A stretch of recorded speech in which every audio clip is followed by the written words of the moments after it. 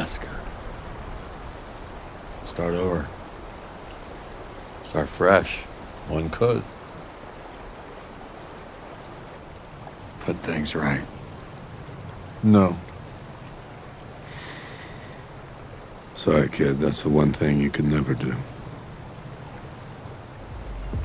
Breaking Bad is back.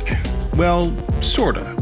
I'll tell you what's new and what's great on this week's episode of What's On. Let's dive right into the Elite 8, the 8 best binge-worthy shows that I'm watching this week. First, a couple shows dropped off the list from last week. Now, it doesn't mean they aren't still great shows, it's just that other shows came in and stole the spotlight. It happens. Get Shorty suddenly changed from being free to me on Xfinity to being $2.99 an episode. Or I can subscribe to Epix for $6 a month. Now, I don't know about you, but I'm already paying for Xfinity and HBO and Showtime and Netflix and Hulu and Amazon Prime Video, and I just can't do it. I can't pay for anything else. I mean, enough is enough, right? Oh, wait. Now I gotta start paying for Disney Plus in November. Okay, but that's it.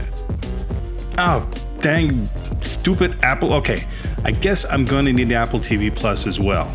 But where does it stop? I'll tell you where it stops. It stops at Epix. That's where I'm making my stand. You shall not pass!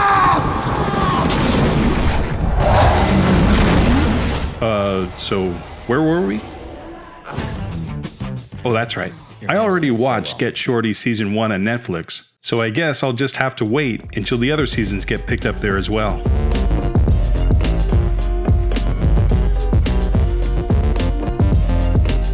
Carnival Row continues to build on its characters and backstory. One thing that concerns me though is I just read that the series is losing its showrunner and co-creator next year. Co-creator Travis Beacham left the show, citing the standard creative differences, and this usually foretells bad things to come. Let's hope the show can overcome changes at the top.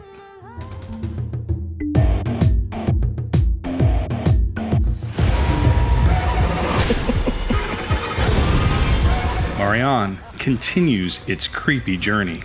I like the occasional quirky scenes that creator-writer Samuel Bodine adds to help alleviate the ongoing lurking menace and tension.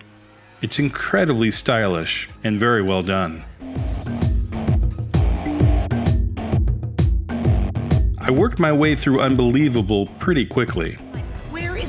Like I said, once Toni Collette and Merritt Wever enter the show, the pace picks up and you'll find yourself clicking on the next episode without a break. My only slight criticism is the last 2 episodes could probably have been edited. It suffers a bit from lingering at the finish line, but the emotional payoffs are rewarding when we finally get there. Even with people that you can trust, if the truth is inconvenient, they don't believe it.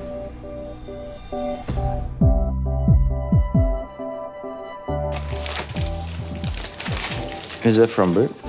From Uncle Bruce. Okay. These last 2 episodes of Mr. In-Between have been simply remarkable. My daughter, Jenny, she went missing in '95. Showing its dramatic breadth in stunning ways, it shifted from a really dark, disturbing, and heartbreaking look into a sexual predator in one episode, to a perfect slice-of-life Christmas Day I think I like what's in the box. Oh, you're not. that inevitably ends in violence and regret in another. Hey, it's the rules. Kudos to Scott Ryan's tremendously brave and personal writing.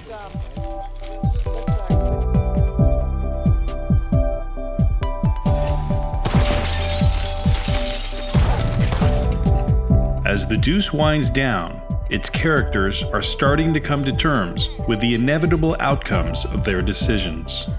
There's a cost to this. To all this.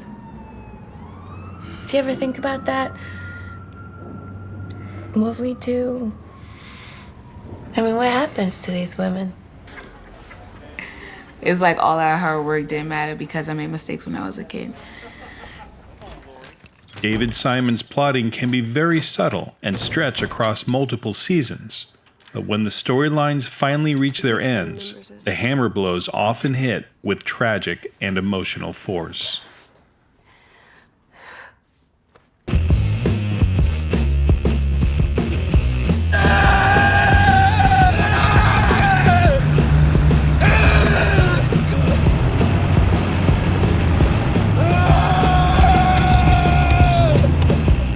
Breaking Bad is back. Yeah, I know this is only a one-off movie and not a series, but it's essentially an epilogue to one of the finest series ever, so it goes on this list. Telling the story of Jesse Pinkman's journey out of the heart of darkness, in this case Albuquerque, El Camino picks up where the series left off and delivers a heartfelt and thrilling ride. All of the classic Vince Gilligan touches are here. The tension ratcheting setups, the unexpected twists, quirky camera angles, the character revealing moments, and we even get a few cameos from our favorite characters. Yes, even that guy.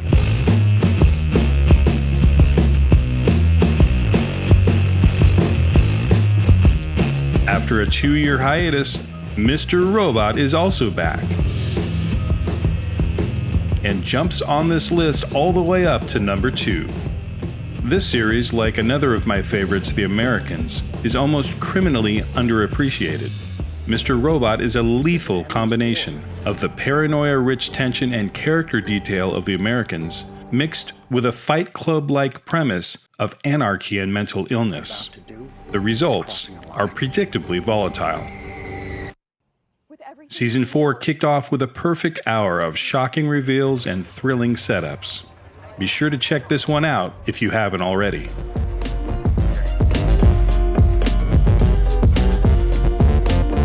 Season 5 of Peaky Blinders is moving right along, with the usual family infighting inevitably leaving our Shelbys vulnerable to some menacing outside force. Hello, we are the Billy Boys. This season, it's the Billy Boys from Scotland, but there's always another more deadly snake lurking in the grass. Be it the Crown, the IRA, the Russians, or some as of yet unknown foe. Regardless of the setup, the narrative ride and character development of this show is always top-notch and continuously rewarding. Well, that's all for now. Check in next week and see what stays, what goes, and what remains on top of the Elite 8. And let me know in the comments below what shows make it to your Elite 8. As always, be sure to hit that subscribe button to catch up on all new videos I'll be posting each week that highlight all the best that Peak TV has to offer.